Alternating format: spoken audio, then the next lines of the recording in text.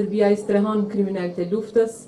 Ishin të gjithë të pafajshëm, u masakruan vetëm se ishin shqiptarë. Kur Kosovës me ndodhë në të ardhmen, krime e masakra, e të këqija që ja ka bërë Serbia.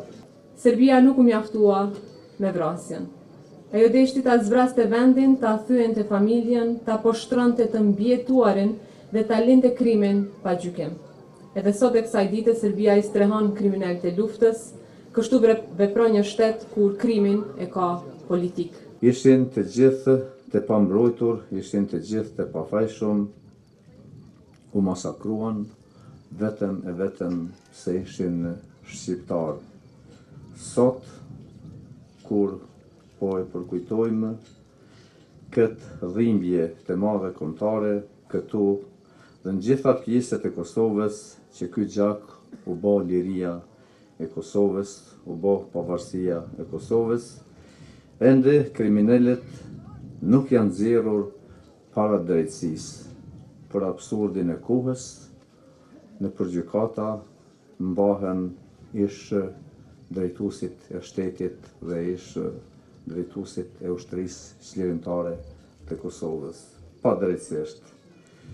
Andaj, më tepër se kur, ndoshta në këto dekadat e fundit, ky vend ka nevojë për unitet, kjo shoqëri ka nevojë për unitet, kjo klasë politike ka nevojë për unitet.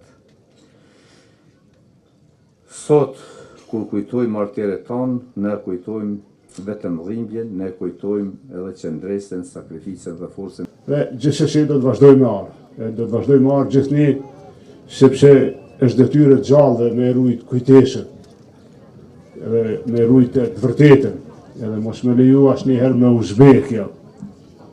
Ne të gjallët kemi edhe detyra tjera, për mos me rujt kujtesën, mos me lanë me u harru, populli thot mos raft me u harru, që I bjen, mos me leju që kur Kosovës me ndodhë në të ardhmen, krime e masakra, e të këqija që ja ka bërë Serbia, regjimi Miloševićit, forcat ushtarake e paramilitare, popullit Kosovës.